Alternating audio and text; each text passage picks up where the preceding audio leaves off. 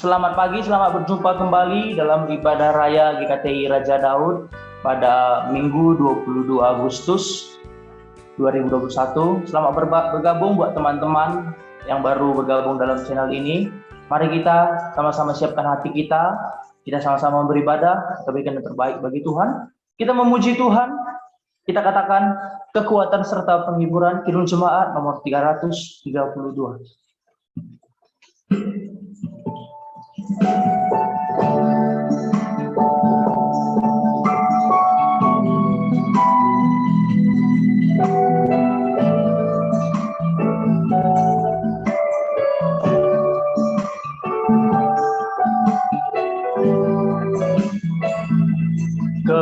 Kekuatan serta penghiburan diberikan Tuhan padaku.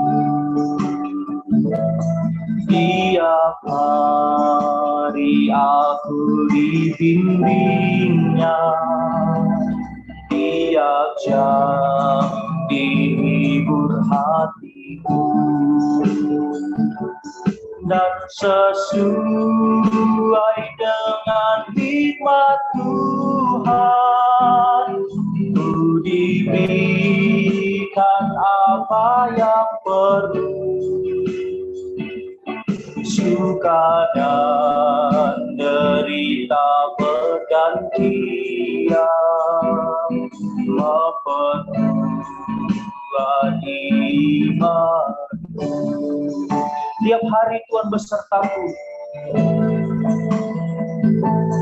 tiap hari Tuhan besertaku, diberi rahmat-Nya tiap jam, diangkat-Nya bila aku jatuh, dihalau-Nya musuhku kejam.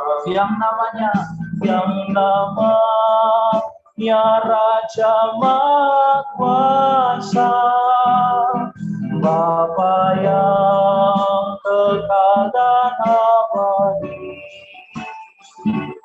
mengimbangi suka dengan duka dan menghibur yang sedih.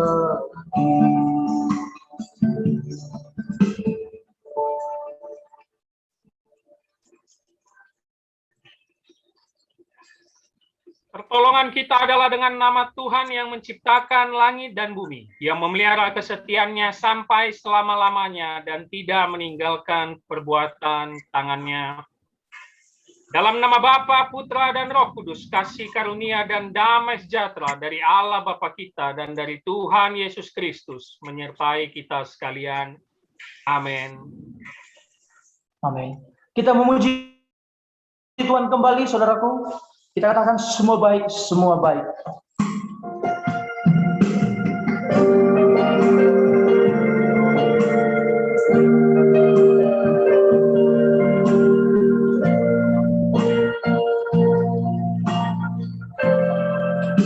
Dari semula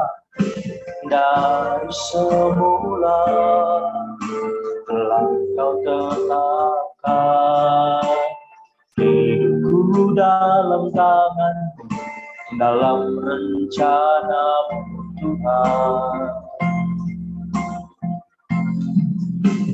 Rencana indah telah Kau siapkan bagi masa depan yang penuh harapan. Katakan semua baik, semua baik, semua baik. Apa yang telah Kau perbuat di dalam hidupku, semua baik, sungguh teramat baik. Kau jadikan hidupku berarti semua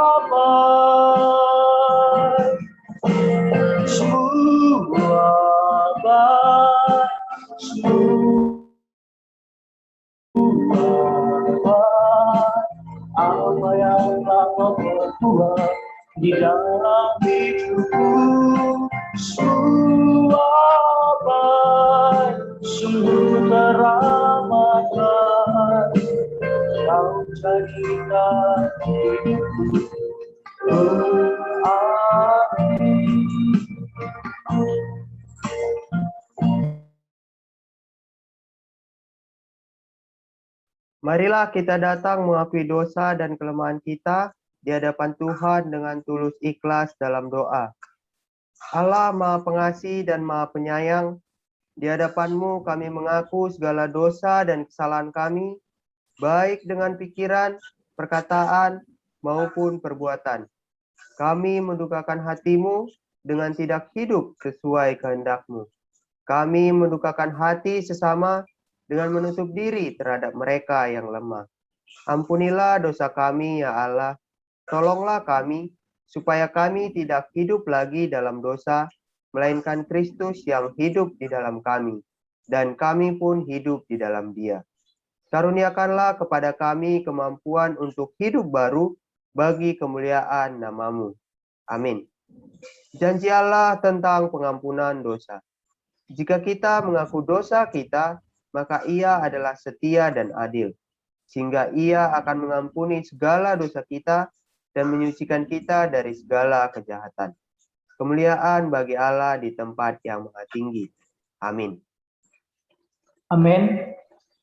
Kita memuji Tuhan kembali dalam Kidung Jemaat nomor 368, pada kaki salib-Mu.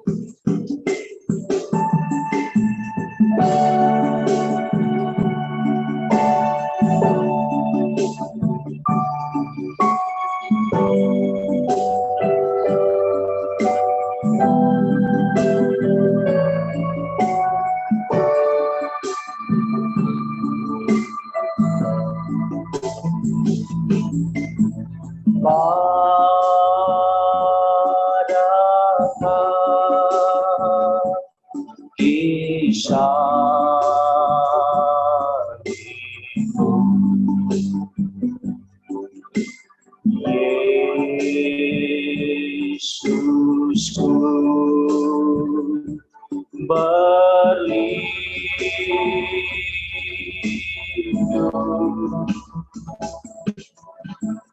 air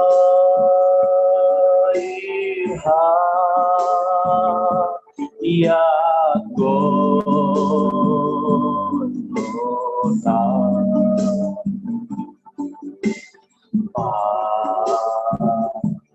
cara yang salib-Mu, salib-Mu, salib-Mu,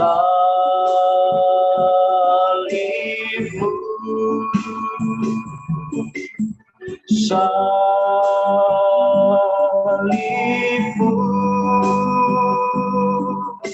yang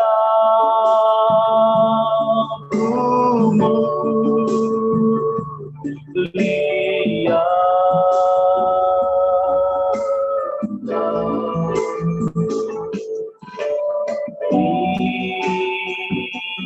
Dalam surga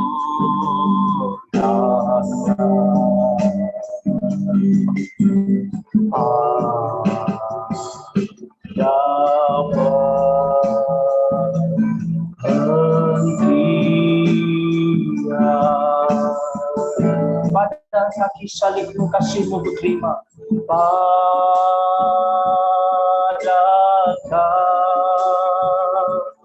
kaki salib-Mu, kasih-Mu ku terima.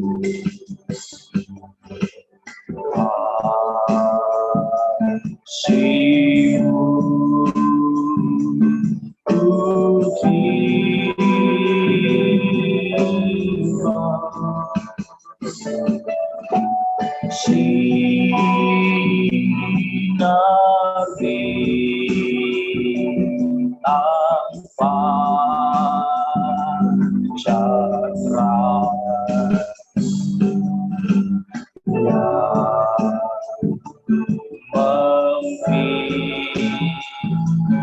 cahaya. Salib-Mu, salib-Mu, salib-Mu, salib-Mu,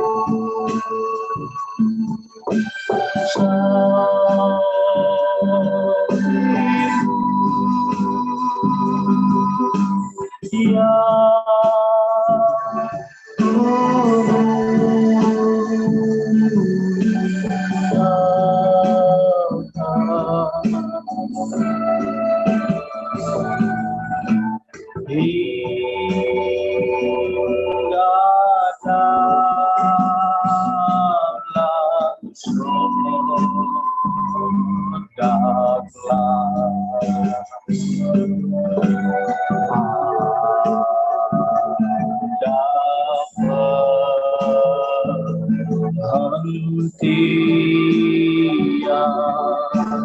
kaki salib-Mu, ku tetap percaya padakah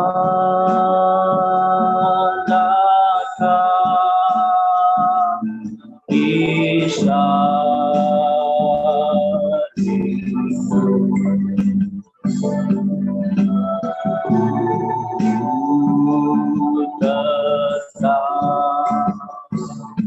percaya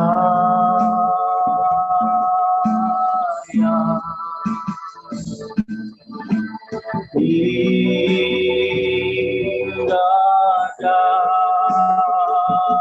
dalam surga kelak. Jiwaku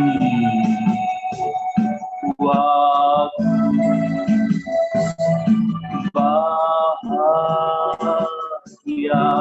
salib-Mu, salib-Mu, salib-Mu,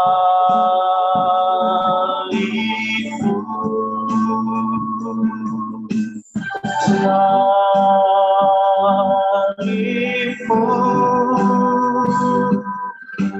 yang ku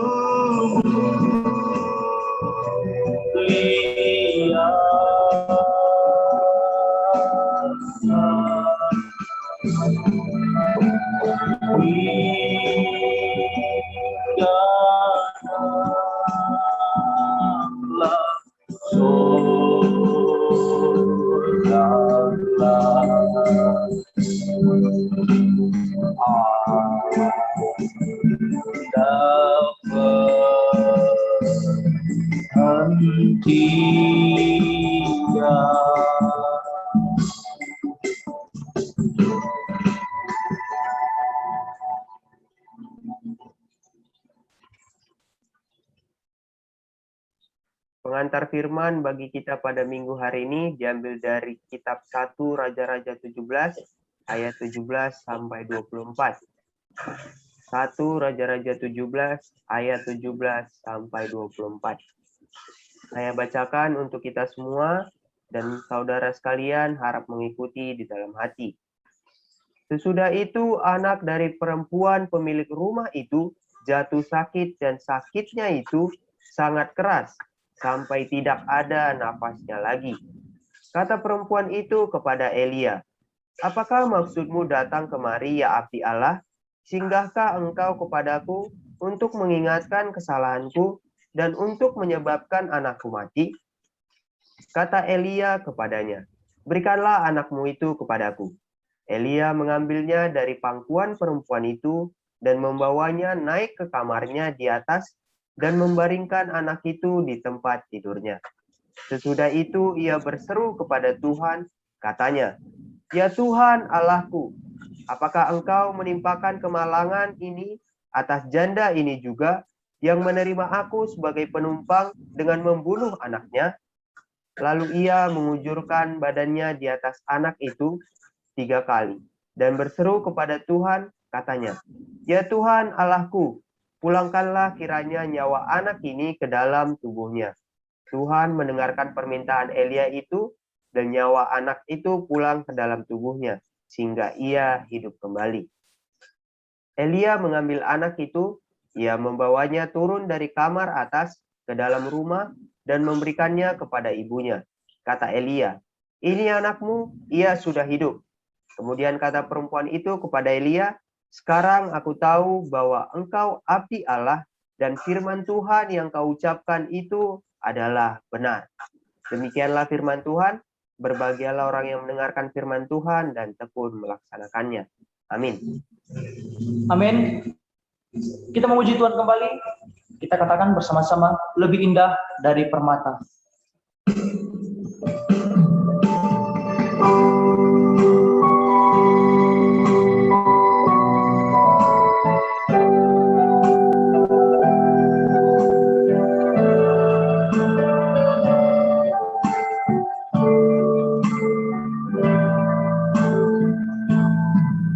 Lebih indah dari permata,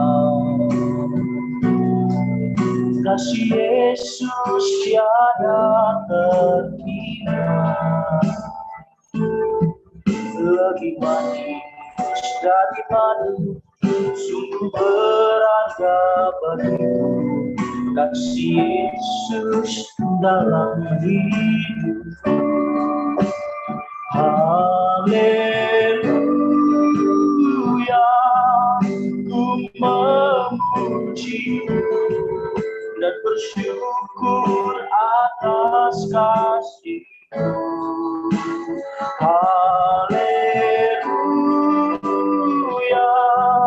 alangkah indahnya hidup dalam kasih-Mu, Yesus. Haleluya, haleluya, ku memuji-Mu dan bersyukur atas kasih-Mu. Haleluya,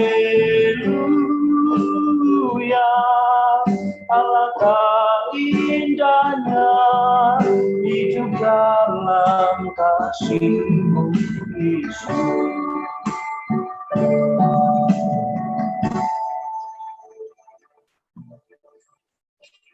Bersama dengan seluruh umat percaya di seluruh dunia, marilah kita mengucapkan pengakuan iman rasuli kita dengan bersama-sama berkata, Aku percaya kepada Allah, Bapa yang Maha Kuasa, Khalik langit dan bumi, dan kepada Yesus Kristus, Anaknya yang tunggal, Tuhan kita, yang dikandung daripada Roh Kudus, lahir dari anak darah Maria, yang menderita di bawah pemerintahan Pontius Pilatus, disalibkan, mati, dan dikuburkan. Turun ke dalam kerajaan maut, pada hari yang ketiga, bangkit pula dari antara orang mati. Naik ke surga, duduk di sebelah kanan Allah, Bapa yang Maha Kuasa, dan akan datang dari sana untuk menghakimi orang yang hidup dan yang mati.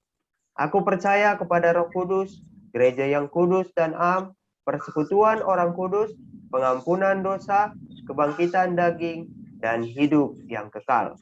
Amin. Warta jemaat bagi kita pada minggu hari ini, yang pertama, persembahan. Teman-teman yang tergerak hatinya untuk memberikan persembahan ataupun perpuluhan, dapat memberikannya melalui rekening Bank BCA atas nama Yayasan Pondok Raja Daud, ataupun melalui rekening Bank DKI atas nama GKTI Jemaat Raja Daud. Nomor yang tertera dapat di-screenshot ataupun dapat difoto, sehingga teman-teman dapat menyalurkan persembahan ataupun perpuluhan dengan baik. Selanjutnya, kelas pendalaman Alkitab. Seperti biasa, kita mengadakan kelas pendalaman Alkitab pada hari Rabu pukul 1 siang melalui virtual Zoom. Jadi teman-teman yang berminat ataupun ingin mengikuti kelas pendalaman Alkitab, silakan menghubungi Majelis Gereja melalui DM Instagram @KingDavidMinistry ataupun melalui WhatsApp di nomor 0812-8383-3706. Nah, minggu ini kebetulan kita akan kedatangan narasumber ataupun pengkhotbah hebat dalam kelas pendalaman Alkitab kita. Jadi teman-teman diharapkan untuk ikut bersama-sama dengan kita. Selanjutnya YouTube channel. Nah, kita punya 2 YouTube channel, ada Hanya Alkitab dan GKTI Raja Daud. Hanya Alkitab itu diperuntukkan untuk topik-topik seputar gereja, polemik kekristenan, dan hal-hal yang kontroversial di jemaat Kristen. Dan juga yang GKTI Raja Daud diperuntukkan untuk ibadah online, khotbah mingguan, ataupun hasil dari pendalaman Alkitab. Jadi teman-teman yang tidak bisa mengikuti kelas pendalaman Alkitab, dapat nanti menontonnya di GKTI Raja Daud. Nah, mohon semua videonya ditonton dan jangan lupa di-like, komen, subscribe, dan juga di-share kepada teman-teman yang lain agar channel kita berkembang dan semakin banyak orang yang terberkati. Demikian warta pada minggu hari ini. Tuhan Yesus memberkati. Amin. Bapak Ibu Saudara dikasih oleh Tuhan, tiba saatnya kita mau mendengarkan firman Tuhan pada pagi hari ini. Kita siapkan hati kita siapkan bejana hidup kita untuk menerima firman Tuhan pada pagi hari ini. Kita sama-sama memuji Tuhan, kita katakan, Engkau ada bersamaku.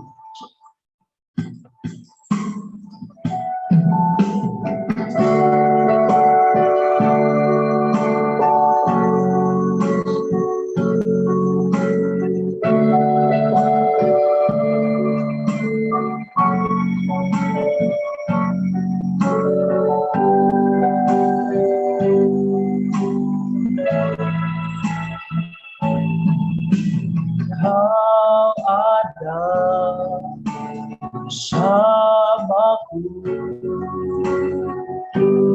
di setiap musim hidupku. Tak pernah kau biarkan ku sendiri.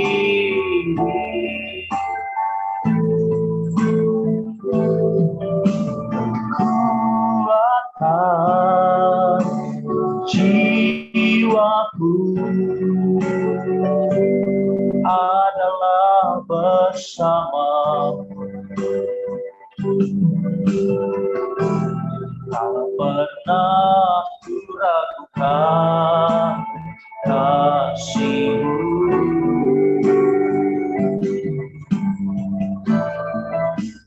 Bersamamu Bapa,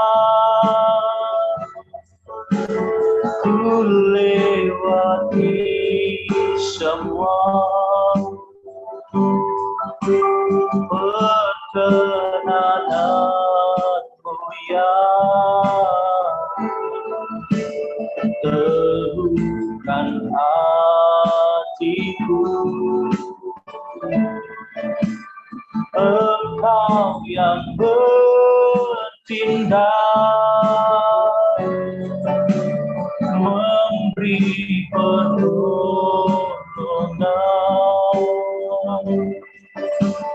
anugerah-Mu besar melimpah bagiku.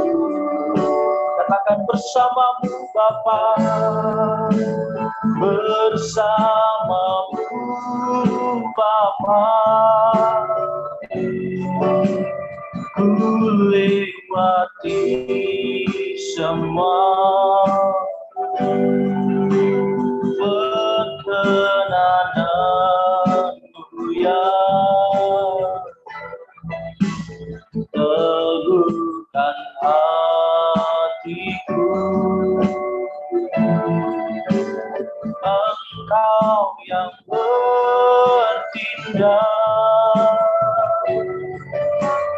memberi pertolongan, keserahkan kepada hamba-Nya, anugerah-Mu besar melimpah bagiku.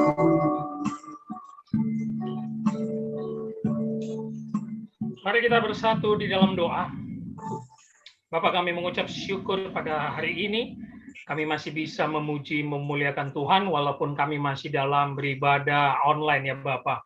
Tapi biarlah semangat kami tetap fokus kepada Tuhan, tetap memuliakan Tuhan dengan segenap hati, pikiran, dan jiwa kami. Terima kasih Bapak, kiranya nyanyian dan pujian kami menjadi dupa yang harum di hadapan-Mu. Dan sebentar kami ingin duduk diam di bawah kaki-Mu untuk belajar dan mendengarkan firman-Mu. Roh Kuduslah berotoritas penuh dalam penyampaian firman ini agar apapun yang hamba-Mu sampaikan sesuai dengan visi Roh Kudus saat tulisan ini pertama kali ditulis. Terima kasih Bapa. Dimuliakan, ditinggikan nama-Mu dalam nama Yesus Kristus. Kami siap menyambut kebenaran firman-Mu. Amin. Shalom, selamat hari Minggu untuk kita semua. Puji Tuhan, kali ini kita sudah sampai di bagian akhir di pasal 5, Markus pasal 5. Pasal 5 ini kita tutup selama 2 bulan penuhnya, Bapak Ibu Saudara. Sangat luar biasa ya.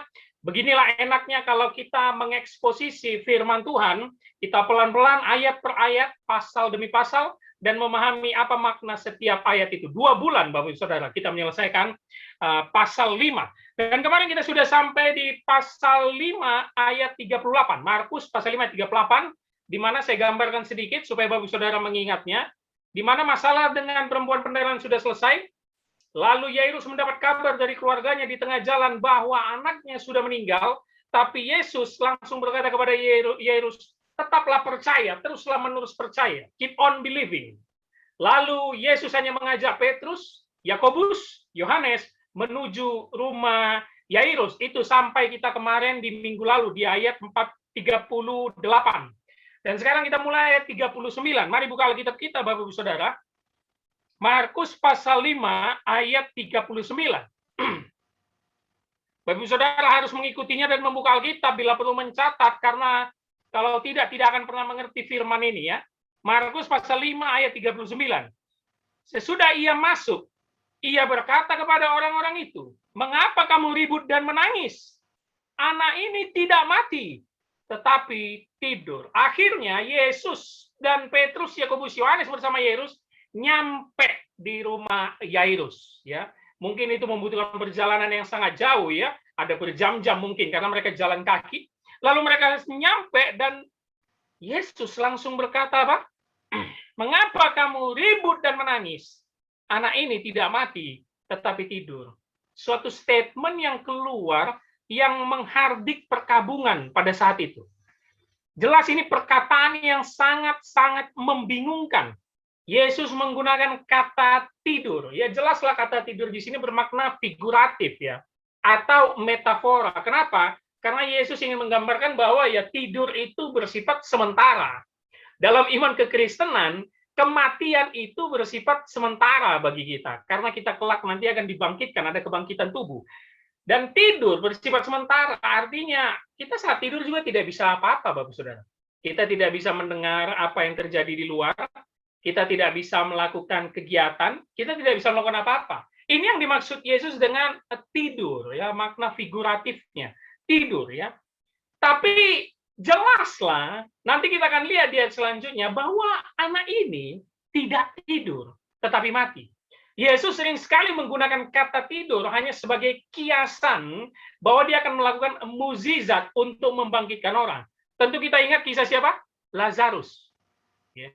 Saat itu pun dia berkata kepada murid-muridnya, Lazarus itu tidur. Ya. Walaupun akhirnya dia jelaskan bahwa Lazarus itu sudah mati. Ya. Sehingga kata tidur ini, saya membaca ada satu penafsir liberal, ya, mengambil kalimat Yesus mengatakan anak ini tidur, bahwa ternyata anak itu tidak mati betul-betul, hanya dianggap gagal jantung. Ya. Jadi ini kalau kita hati-hati sekali ya, banyak sekali profesor, orang pintar yang menafsirkan Alkitab secara liberal, memang dikatakan anak itu tidak mati, tidur kok, betul kok yang dibilang Yesus, itu kata literal kok, harafiah kok tidur. Karena memang anak itu sebenarnya gagal jantung doang, jadi hanya perlu dibangkitkan yang seperti pakai alat itu loh Bapak Ibu Saudara ya, CPR itu ya kan, dengan alat medis. Karena kenapa penafsir liberal mengatakan ini tidak mati? Karena diagnosa penyakit pada zaman dulu tidak canggih Bapak Ibu Saudara. Mungkin saja orang berpikir, oh anak itu mati, padahal enggak. Karena diagnosa penyakit juga orang-orang kuno tidak tahu mendalam seperti kita yang di zaman modern sekarang. Tapi penafsir liberal itu akan ditentang penafsirannya ketika kita nanti melihat ayat ke-40. Tapi perkataan Yesus di sini memang menyiratkan bahwa dalam pemikirannya anak Yairus tidak mati, tapi tidur, yang artinya bersifat sementara. Tidur ya. Dia memiliki suatu keyakinan bahwa kalian kenapa ribut sih? Kenapa berkabung sih? Anak ini tidur, tidak mati. Nah, kita lihat ayat 40 apa yang terjadi Bapak Saudara. Perhatikan ayat 40-nya. Perhatikan kalimat awalnya. Tetapi mereka menertawakan dia. Maka diusirnya semua orang itu, lalu dibawanya ayah dan ibu anak itu, dan mereka yang bersama-sama dengan dia masuk ke kamar anak itu. Saya ingin mulai dari kalimat awal, tetapi mereka mentertawakan dia. Ini kalimat yang sangat-sangat aneh. Ya. Pertama, kenapa aneh? Kemarin kita sudah belajar bahwa orang-orang yang berduka di rumah Yairus ini adalah orang-orang profesional, orang-orang sewaan. Bayangkan dari keadaan berkabung, nangis, menjerit-jerit, langsung tertawa. Kelihatan jelas bahwa perkabungannya palsu. Kelihatan bahwa orang-orang ini disewa hanya untuk berduka palsu. Mereka nggak peduli sebenarnya anak Yairus mati. Yang penting kami dibayar kok. Makanya ketika Yesus bilang, kenapa sih kalian berduka? Kenapa sih kalian ribut? Langsung keluar reaksi. Para penduka-penduka profesional ini apa? Mentertawakan dia. Bahkan kalimatnya ini dalam terjemahan bahasa Inggris sangat kuat sekali Bapak Saudara. Mereka mentertawakan Yesus sambil menghina. Jadi kayak mengolok-ngolok gitu. Tertawa terbahak-bahak gitu. mengejek Yesus. Kau apa-apaan? Anak ini mati, bukan tidur. Nah, ini dia. Yang kedua, kenapa kalimat ini sangat aneh, selain ini perubahan dari mereka menangis langsung tertawa. Kedua, mereka berarti membuktikan anak ini betul-betul meninggal. Karena dalam pemikiran mereka, Yesus ini gila. Orang mati kok dibilang tidur. Makanya mereka tertawa. Berarti orang-orang di rumah Yairus 100% yakin anak Yairus meninggal. Mereka menghina Yesus, mereka mentertawakan Yesus, tapi Yesus nggak peduli. Apa yang dilakukan Yesus? Lihat kalimat selanjutnya tadi. Maka diusirnya semua orang itu. Lalu dibawanya ayah dan ibu anak itu, mereka bersama-sama dengan dia, masuk ke kamar anak itu. Ya. Yesus mengusir mereka, penduka-penduka profesional ini. Get out, keluar. Ya. Disuruh keluar. Sehingga hanya Yesus, Petrus, Yakobus, Yohanes, Yairus, dan istrinya masuk ke kamar tempat anak itu dibaringkan, atau anak itu sudah mati. Jadi yang lain itu di luar, Bapak Saudara. Ya, kita tahu dulu gambarannya ya. Jadi diusirnya, jangan masuk sini. Hanya Petrus, Yakobus, Yohanes, Yairus, dan istrinya yang masuk ke kamar anak itu. Kenapa ini penting? Karena kalau hanya diajak Petrus, Yakobus, Yohanes, ya ini kan murid Yesus. Kalaupun dibilang saksi ini betul, ya jelas itu muridnya. Yairus dan istrinya sebagai orang tua asli darah daging anak ini harus menjadi saksi utama bahwa dia melihat anaknya betul-betul mendapat mukjizat, nanti dibangkitkan oleh Yesus. Ini menjadi kuat kalau Yairus dan istrinya yang melihat. Makanya yang diajak hanya Yairus dan istrinya. Yang lain diusir Yesus karena itu hanya penduka-penduka bohongan yang tidak peduli dengan kematian anak Yairus. Mereka mentertawakan dia, Bapak Saudara. Sehingga masuk sekarang ke kamar. Semakin menarik, kita lihat adegannya. Ayat 41. Perhatikan ayat 41 ini menjadi ayat penting di dalam bagian akhir-akhir ini. Lalu dipegangnya tangan anak itu, katanya talitakum, yang berarti, hai anak, aku berkata kepadamu, bangunlah. Wah. Saya ingin kita fokus di kalimat awal, kita kritisi, Bapak Ibu Saudara. Perhatikan kalimat awalnya di ayat 41. Lalu dipegangnya tangan anak itu. Sebenarnya ya, coba kita cerdas sedikit membaca Alkitab, kritis sedikit sama teks Alkitab. Saya kalau kritis, saya mau nanya sama Bapak Ibu Saudara yang menonton. Yesus tanpa datang megang anak Yairus, bisa nggak bangkitkan anak Yairus? Saya ulangi ya. Yesus tanpa datang capek-capek ke rumah Yairus, harus memegang tangan anak Yairus untuk membangkitkan dia, bisa nggak dia melakukannya dari jarak jauh? Bisa sekali, Bapak-Ibu Saudara. Bahkan ada kisahnya kan yang dicatat Alkitab, siapa? Hamba dari perwira Kapernaum, kan? Guru, kau tidak perlu capek-capek datang ke rumahku, katakan saja sepatah kata, maka dia akan sembuh. Sembuh, Bapak-Ibu Saudara. Yesus nggak datang ke rumah hambanya perwira Kapernaum. Kenapa? Yesus harus capek jalan-jalan berjam-jam hanya untuk menyembuhkan, membangkitkan anak Yairus. Makanya kalimat lalu dipegangnya tangan anak itu menjadi kuat sekali, Bapak Ibu Saudara. Yesus memberikan kasihnya dan menepati janjinya sesuai dengan permintaan Yairus. Jangan lupakan konteks ini secara penuh perikopnya. Karena dia 23 di atas, Yairus itu punya permintaan dengan kalimat imannya. Ya, kita sudah melewati ayat 23, Yairus mengeluarkan kalimat iman. Apa katanya? Anak perempuanku sedang sakit, hampir mati. Datanglah kiranya dan letakkan tanganmu di atasnya, supaya ia selamat dan tetap hidup.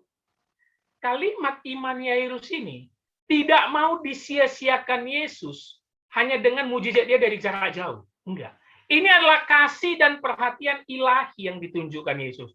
Makanya dia datang masuk ke kamar, bukan hanya meletakkan tangan, tapi apa kalimatnya tadi? Dipegangnya tangan anak. Digenggamnya dengan erat.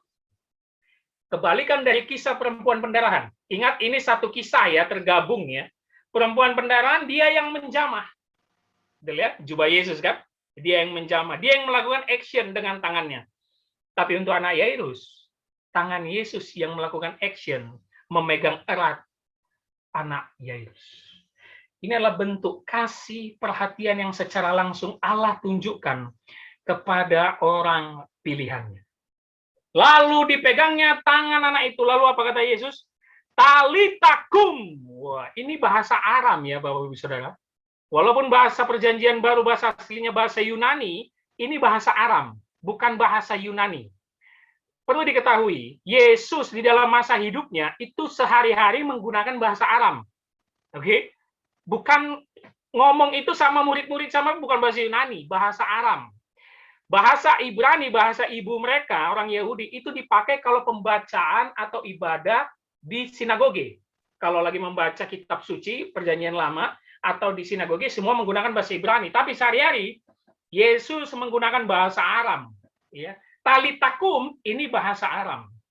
Kalau Bapak Saudara sudah pernah nonton film Passion of the Christ, karya Mel Gibson yang terkenal itu tepat sekali. Mel Gibson menyuruh semua aktornya memakai bahasa Aram.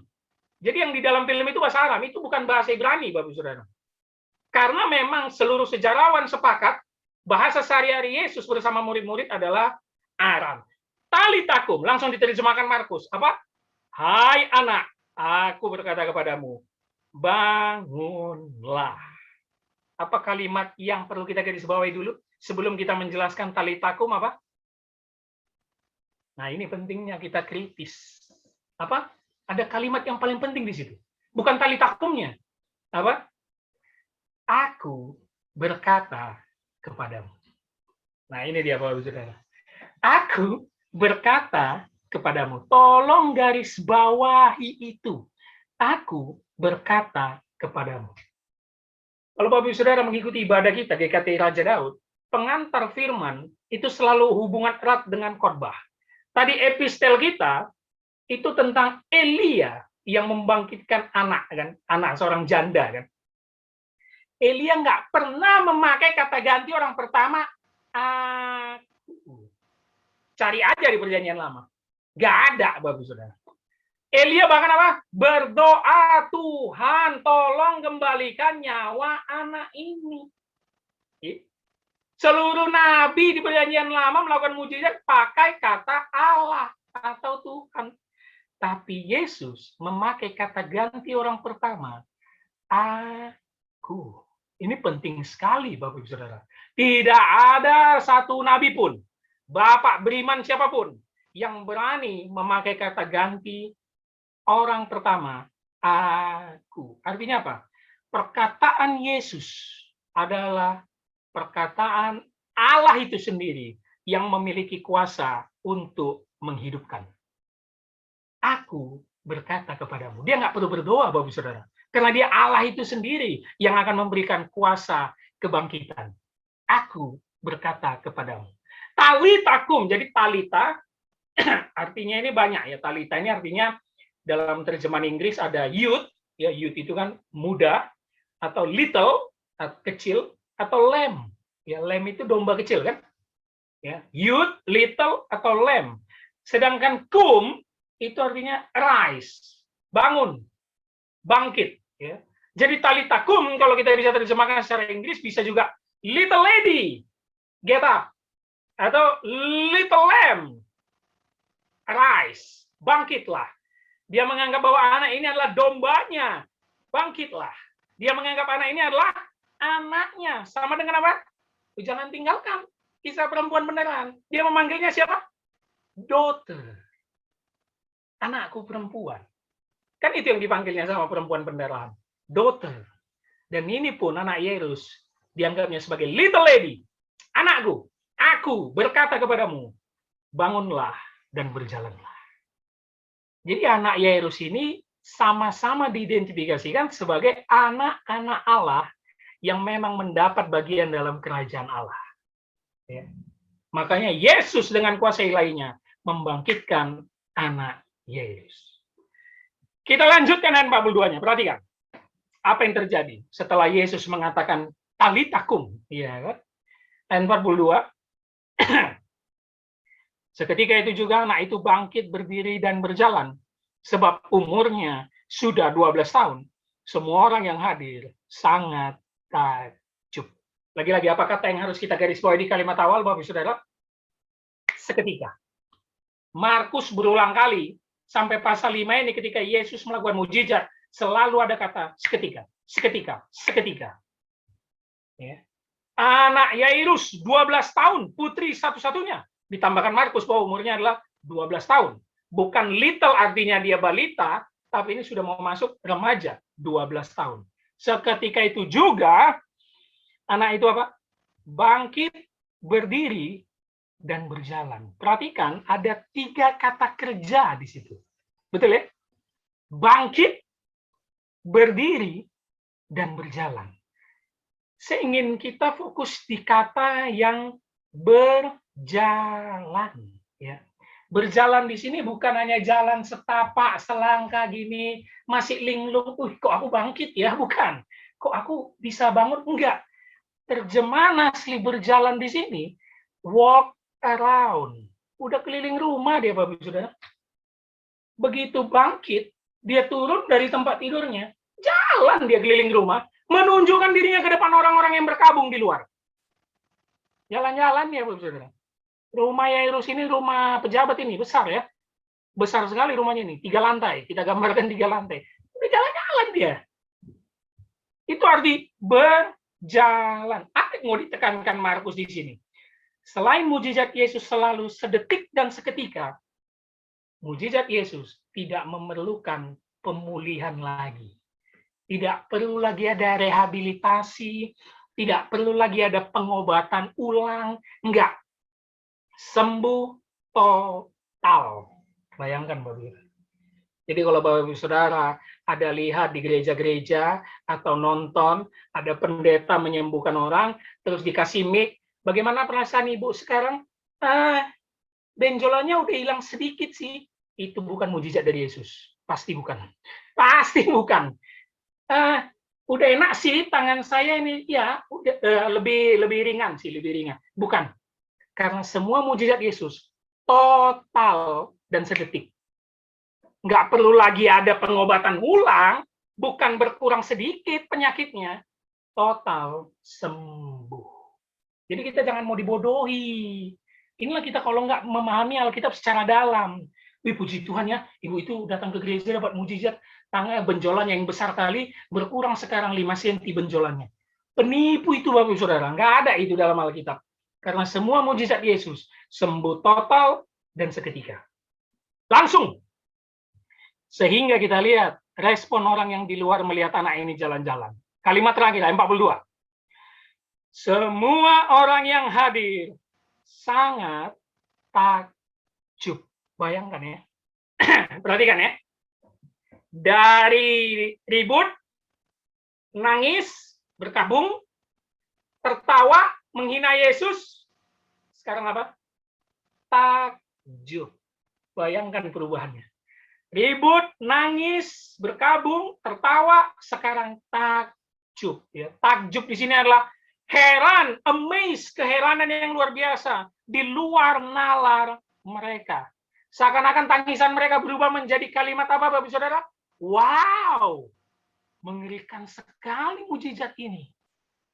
Anak itu kayak nggak sakit sama sekali, udah jalan-jalan. Wow, amazing. Takjub semua Bapak Saudara. Lukas menambahkan bahwa bukan hanya orang di luar, Yairus dan istrinya pun takjub. Bahkan Lukas menambahkan, roh anak itu kembali ke dalam tubuhnya. Ketika Yesus mengatakan, Talita kum. Luar biasa sekali Bapak Saudara. Kenapa? Dalam pikiran mereka membangkitkan orang mati itu nggak ada. Kalau mereka baca kitab suci mereka hanya berapa yang di perjanjian lama Bapak Saudara? Elia, Elisa. Nggak ada lagi yang membangkitkan orang mati di perjanjian lama selain Elia, Elisa. Makanya ketika Yesus dengan kalimat tunggalnya aku berkata kepadamu, tidak memakai nama Allah, dia menunjukkan dia Allah yang sejati. Semua takjub Bapak Saudara. Ini peristiwa yang sangat spektakuler loh, membangkitkan orang mati. Kita lihat ayat terakhirnya Bapak Saudara, ayat 43. Perhatikan. Dengan sangat ia berpesan kepada mereka, supaya jangan seorang pun mengetahui hal itu, Lalu ia menyuruh mereka memberi anak itu makan. Lagi-lagi ini ciri khas Yesus ya. Perhatikan kalimat awalnya. Dengan sangat ia berpesan kepada mereka supaya jangan seorang pun mengetahui hal itu. Dia bilang sama orang-orang di rumah Yairus, please stop. Jangan beritakan tentang ini. Kalimat dengan sangat itu Yesus memperingatkannya dengan tegas, dengan nada keras, supaya orang yang melihat mujizat ini jangan memberitakannya ke banyak orang di luar sana. Kenapa? Mungkin kita semua sudah tahu alasannya. Yang pertama, Yesus tidak mau dianggap sebagai orang dari Allah, anak Allah atau nabi yang selalu membuat mujizat. Dia nggak mau itu. Karena dia tahu pelayanan utamanya bukan mujizat. Yang kedua, dia tidak mau diangkat menjadi raja atau Mesias yang dinanti. Karena keahliannya atau kesaktiannya membuat mujizat. Dia nggak suka. Dan ini terjadi nanti kan. Dia mau diangkat jadi raja karena dia memberi makan 5.000 orang kan. Dia nggak suka. Dia berpikir, fokus utama mengikut aku, bukan mujizat. Yang ketiga, kenapa dia bilang jangan kasih tahu ini orang? Karena kalian belum tahu pelayanan aku. Itu dia. Kalian mengenal aku kalau kalian sudah sampai nanti di salib.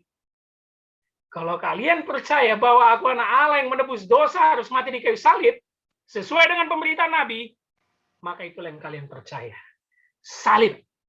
Inti pelayanan kita, inti iman kita, bukan mujizat, Bapak Saudara. Bukan berkat atau kesembuhan. Salib. Makanya Yesus tidak mau mempercayakan dirinya kepada orang banyak yang melihat mujizat ini. Karena mereka belum melihat salib. Dan kita tahu, peristiwa Yesus salib, banyak orang meninggalkan dia. Banyak orang kecewa sama dia. Tapi saya mau menarik, lihat kalimat akhirnya, di 43. Lalu ia menyuruh mereka memberi anak itu makan. Menarik ya, kenapa? Karena mungkin Yairus sama istrinya masih tercengang dan berpikir, anak kita ini hantu kali ya. Kok bisa bangkit? Oh enggak. Yairus, stop. Jangan tercengang, udah. Enggak usah terheran-heran kau. Ambil makan, kasih dia makan. Ini membuktikan bahwa dia sudah beraktivitas normal, Bapak Saudara. Dan dia bukan roh atau hantu. Makanya harus dikasih makan supaya dia kembali beraktivitas normal. Bangkit, berdiri, berjalan, makan. Nggak ada pemulihan. Bapak, Ibu, Saudara, kalau sembuh dari penyakit apapun, pasti masih malas-malas di tempat tidur. Makan nggak enak. Lidah ini pahit, kan? Anak Yairus sembuh total dengan kuasa mujizat Yesus.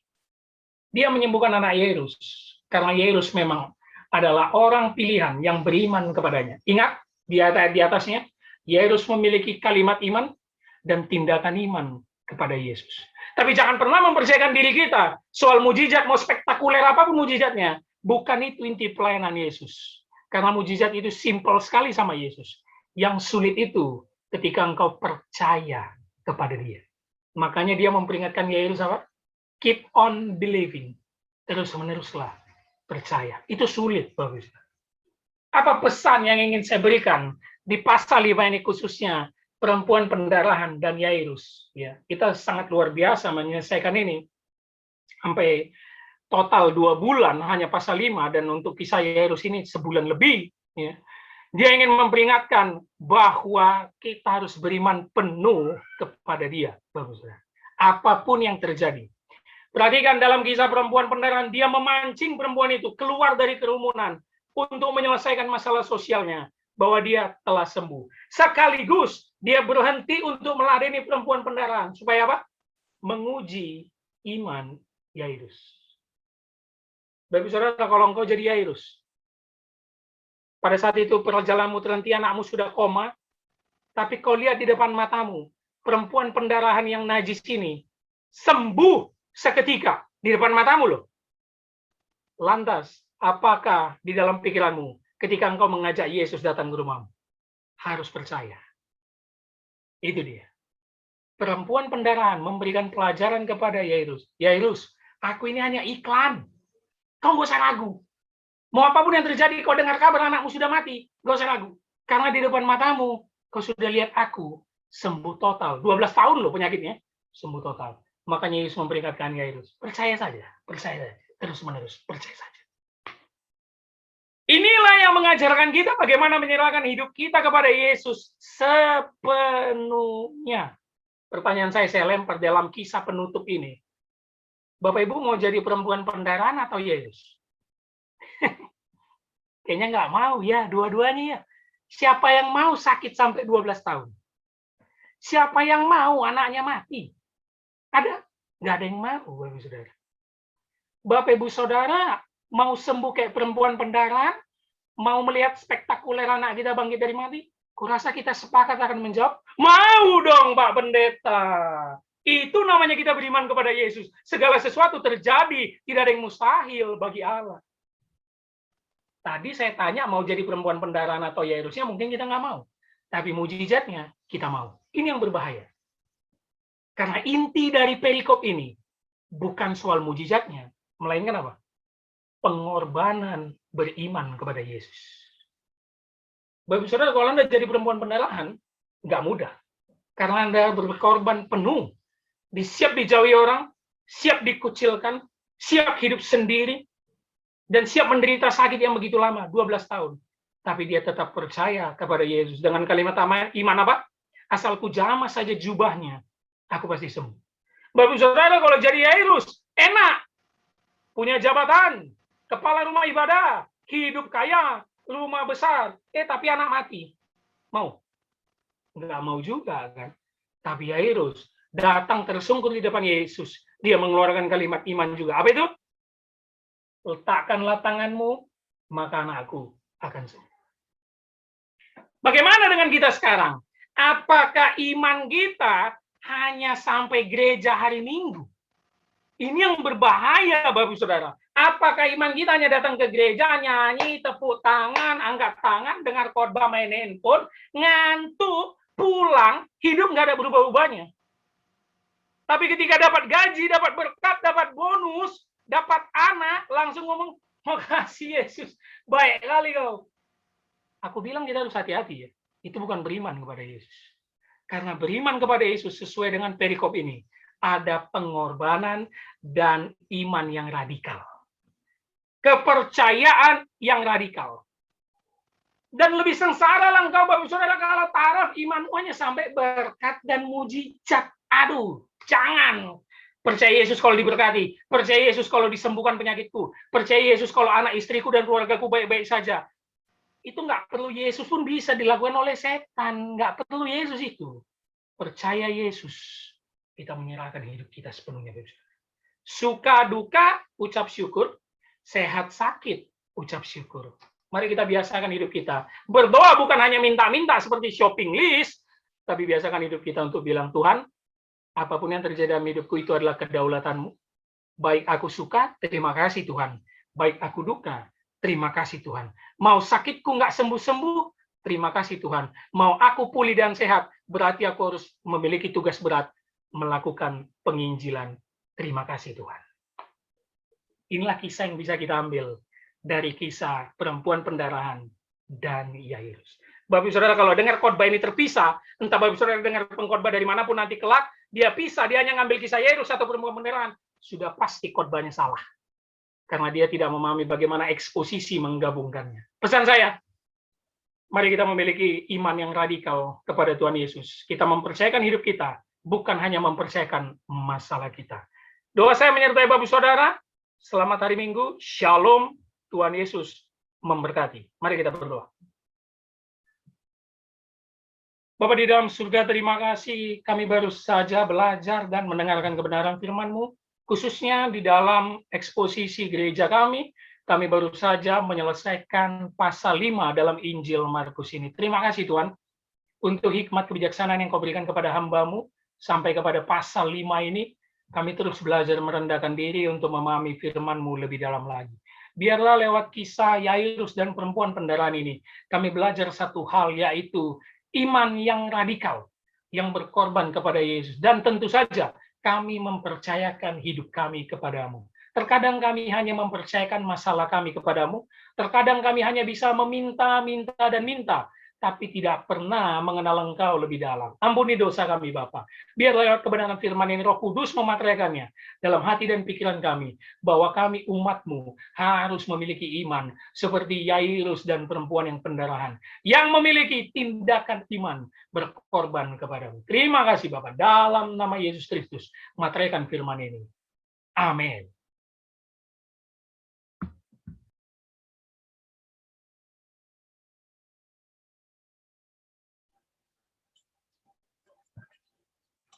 Amin, terpujilah nama Tuhan. Terima kasih buat Bapak Pendeta, buat firman-Nya pada pagi hari ini. Kami sangat diberkati dengan pesan tetap berpegang teguh kepada Tuhan, tetap percaya di masa-masa sulit ini. Saudaraku, kita harus tetap berharap kepada Tuhan.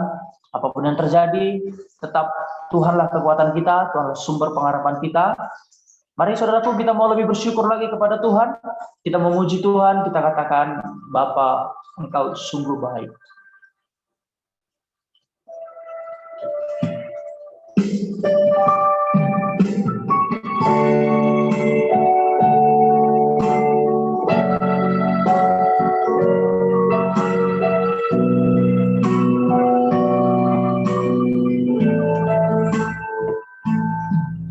Bapa,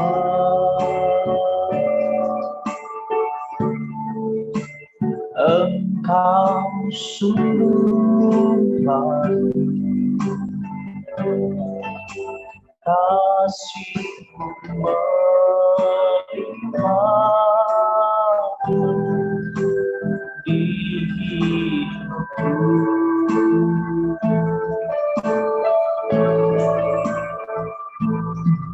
Bapa,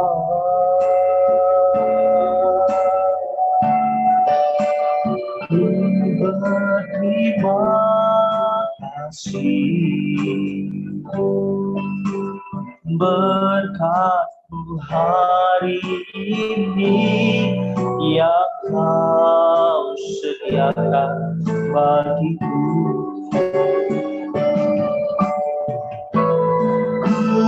Naikkan syukurku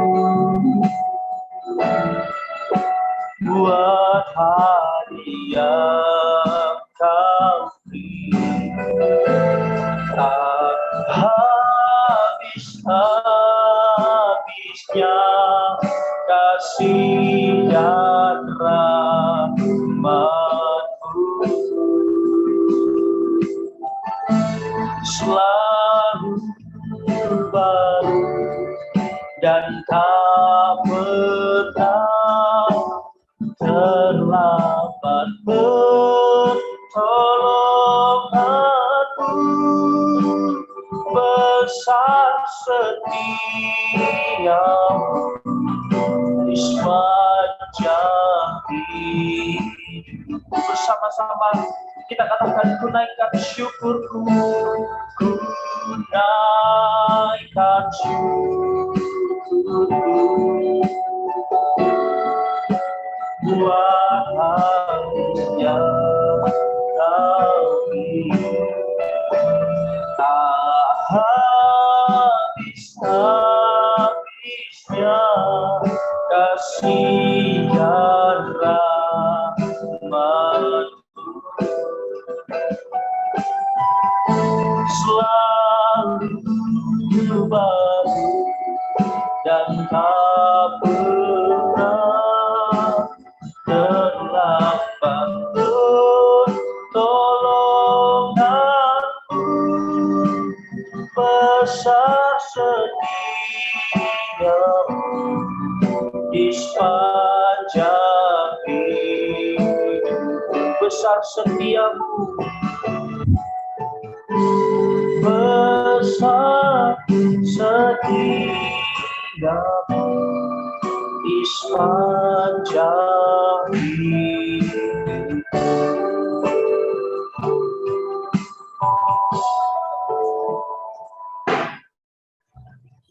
Bapak Ibu Saudara yang terkasih, saya memperingatkan kembali untuk bisa memberi persembahan, karena kita ibadah online bisa langsung mengirim lewat rekening yang tadi sudah disampaikan. Mari kita menutup ibadah kita bersatu di dalam doa. Bapak, kami mengucap syukur pada hari ini kami bisa kembali beribadah, walaupun kami tidak berkumpul bertatap muka dengan saudara seiman kami di gereja kudus-Mu ya Bapak, tapi tetap ada sukacita kami memuji dan memuliakan Tuhan. Biarlah nyanyian dan pujian kami dari awal sampai akhir ini menyenangkan hati Tuhan, menjadi dupa yang harum di hadapan Tuhan. Dan biarlah firman yang ditabur tetap melekat dalam hati dan pikiran kami, sehingga kami bukan saja menjadi pendengar firman, tapi kami menjadi pelaku firman. Roh Kudus materaikan firman itu di dalam hati dan pikiran kami, supaya kami menjadi anak-anak Allah yang bisa mempraktekkan kebenaran firman Tuhan. Hamba-Mu khusus berdoa, buat tangan-tangan atau jemaat-Mu yang menonton ibadah online GKTI Raja Daud yang sudah memberi persembahan. Berkatilah Bapak, persembahan ini agar digunakan untuk meluaskan pekerjaan Tuhan, khususnya di dalam gereja GKTI Raja Daud yang Kau percayakan kepada kami, beserta dengan Yayasan Pondok Raja Daud. Tuhan yang berkati pelayanan ini, pakai kami anak-anak-Mu. Kami hanya sebagai hamba-Mu, sebagai alat-Mu untuk meluaskan pekerjaan Tuhan di bumi ini. Hamba-Mu berdoa buat kami semua pengurus Majelis GKTI Raja Daud yang melayani, khususnya yang melayani ibadah online hari ini. Romi dan juga Roy, beserta juga dengan pengurus-pengurus yang lain yang ikut mendoakan. Tuhan berkati semua pelayanan kami ini menjadi dupa yang harum di hadapan-Mu. Kami tahu kami banyak pergumulan dalam pelayanan, tapi biarlah Tuhan yang menilik hati kami, memberikan kami kekuatan dan jalan keluar, agar tetap setia, bagaimanapun beratnya melayani Tuhan. Terima kasih Bapak. Tuhan yang tambahkan visi dan misi di dalam pelayanan gereja ini, agar terus membawa banyak jiwa-jiwa datang kepada Kristus. Begitu juga hamba memohon kepadamu berdoa, Tuhan yang tambahkan jiwa-jiwa di dalam gereja kami, anak-anak muda yang takut Tuhan, anak-anak muda yang serius ingin mendalami Alkitab dengan benar, anak-anak muda yang siap menjadi murid Kristus, yang sangkal diri dan pikul salib.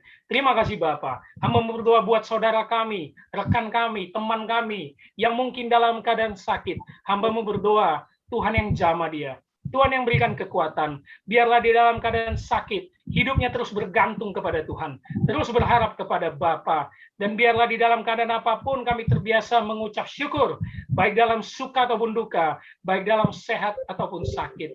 Apapun pergumulan kami, baik pergumulan keluarga, pergumulan jodoh, pergumulan pekerjaan, Tuhan yang berikan sesuai dengan waktu Tuhan. Kami hanya hamba-Mu yang Kau pakai untuk melayani-Mu selama kami hidup di dunia ini. Terima kasih Tuhan, hamba-Mu berdoa khusus buat bangsa kami Indonesia yang sedang berjuang lewat pemerintahan dari atas sampai bawah, menyelesaikan masalah corona di Indonesia ini. Tuhan yang bantu bangsa kami ini, agar masalah ini cepat selesai, dan kami kembali hidup beraktivitas, bisa kembali bersekutu di dalam gereja Tuhan, dan bisa bekerja dengan normal adanya. Terima kasih Bapak, terkhusus anak-anak-Mu, kami anak-anak Tuhan, biarlah di dalam bangsa ini kami menunjukkan bahwa kamilah garam dan terang dunia, membawa jiwa datang kepada Kristus, sehingga banyak lutut bertelut, lidah mengaku hanya Yesuslah Tuhan dan Juru Selamat dunia. Terima kasih Bapak, kami siap menerima berkat daripada-Mu. Mari jemaat Tuhan yang berada di rumah, sebelum kita menerima berkat Tuhan, kita sama-sama berdoa doa yang diajarkan oleh Tuhan Yesus. Bapa kami yang di sorga, dikuduskanlah nama-Mu, datanglah kerajaan-Mu, jadilah kehendak-Mu di bumi seperti di sorga. Berikanlah kami pada hari ini makanan kami yang secukupnya, dan ampunilah kami akan kesalahan kami, seperti kami juga mengampuni orang bersalah kepada kami. Dan janganlah membawa kami ke dalam pencobaan, tetapi lepaskanlah kami daripada yang jahat, karena Engkau yang mempunyai kerajaan, dan kuasa, dan kemuliaan, sampai selama-lamanya. Amin. Arahkanlah hatimu dan terimalah berkat Tuhan. Tuhan memberkati engkau dan melindungi engkau. Tuhan menyinari engkau dengan wajah-Nya dan memberi engkau kasih karunia. Tuhan menghadapkan wajah-Nya kepadamu dan memberi engkau damai sejahtera. Amin. Bapa, terima kasih. Bapa, terima kasih. Bapa di dalam surga, ku berterima kasih.